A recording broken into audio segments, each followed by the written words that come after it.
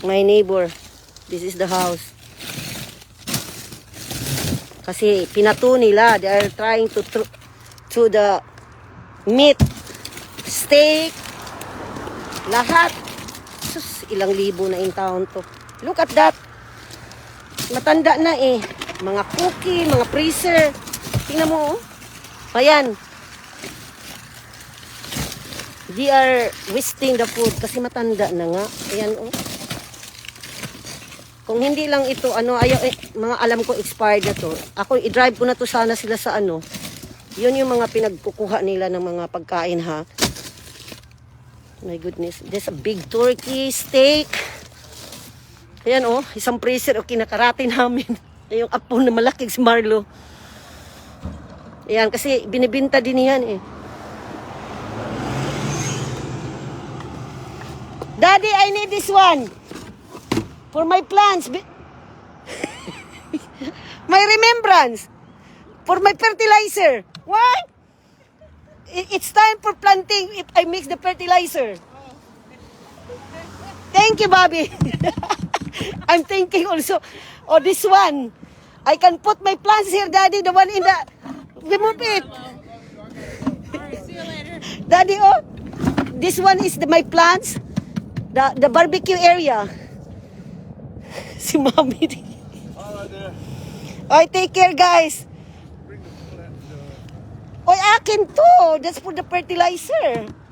See, the muscle man, he just kicked the freezer. Girl, if this is not expired, believe me. 2 of our cars, we loaded that and give it to the... Oh, really? Yeah, the food bank. Like I said, I probably have some canned. Yeah, the canned goods, just check and we give it to the... We give it... Oy, Daddy, oh!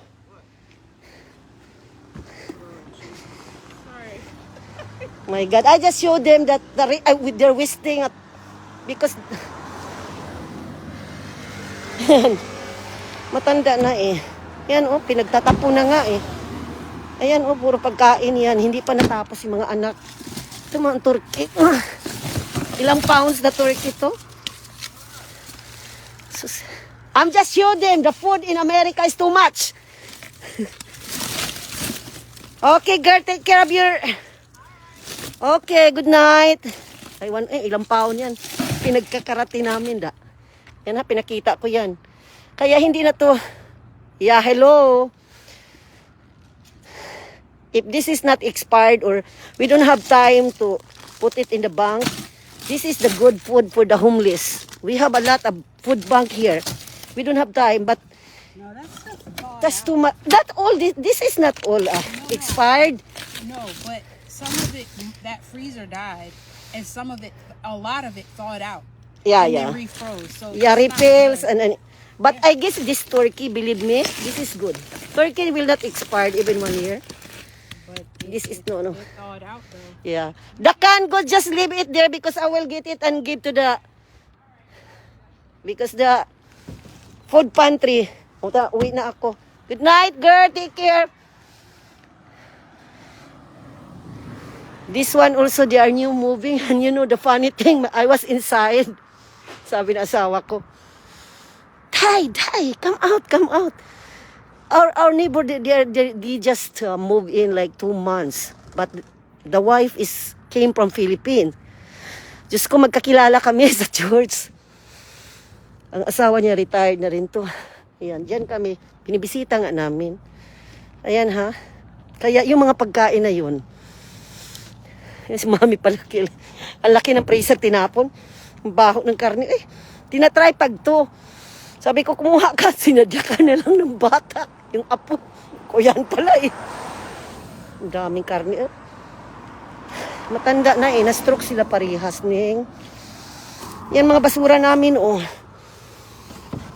Ito yung mga ano.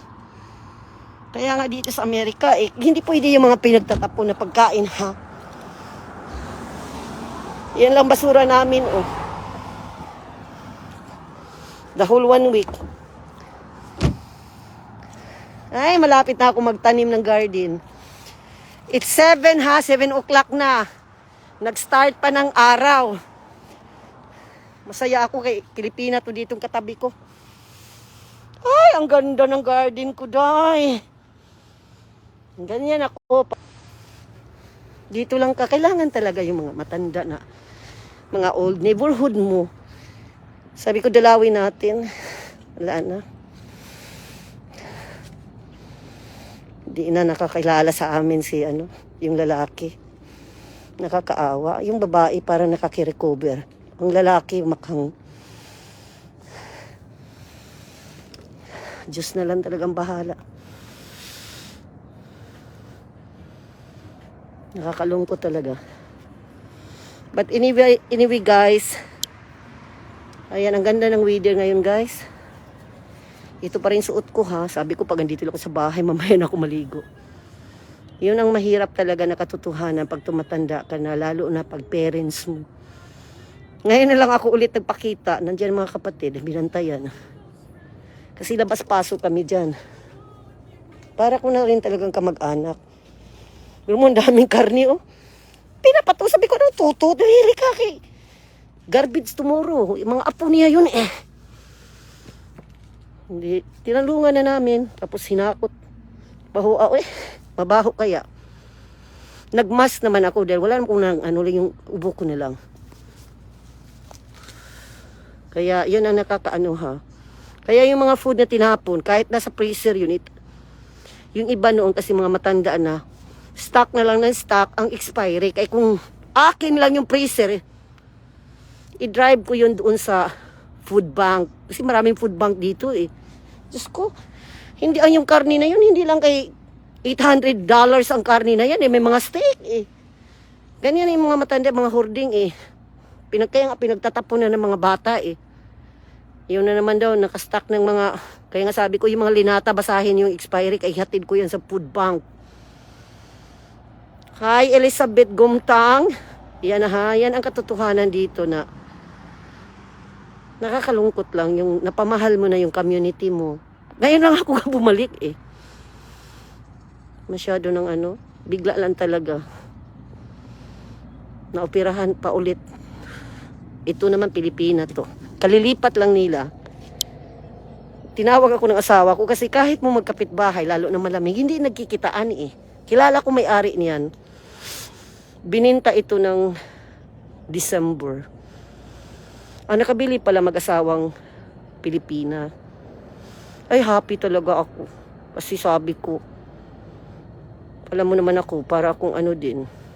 Dinala ko sila kanina, nag-tea kami diyan sa bahay. Tea time, mabait din. Kasi sabi daw ng anak, Ma'am, parang yan, parang Pilipino yun. Ay, nakita pa ng asawa ko, nagpunta doon nga sa kapitbahay namin kasi pinuntahan. Eh, nung nag-Friday daw, nagsimba kami nung Friday kasi Station of the Cross, nakita din ako ni ate. Tapos, coincidence, nakita niya si Marlo, pumunta doon sa Across Dano dahil na dinadalaw namin. Yun lang. Ay, naku si Mami, tingnan mo ha, kasi spring na, alas 7, maliwanag pa. Next month ito, alas 9 ng gabi. May araw pa. Pero ang pulin ko, nagtulo-tulo na yung ko. Okay, that's the reality here. Pinakita ko lang sa inyo. Pag ang tao nagtapon dahil kailangan na, parang kami, patanda na rin, aywan ko, kasi anak ko lalaki. Ganon din yung si ate, sabi ko, pareha tayo nito, mga lalaki, anak natin, paano yan? Ayaw ng mga bata, iba ang may gusto eh.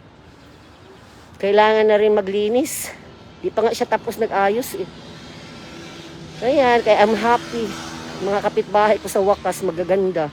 Nagdadasal ako pag may umaalis dyan, sabi ko, sana ang next neighbor ko naman mabait. Yung across the street, bininta din, iwan ko.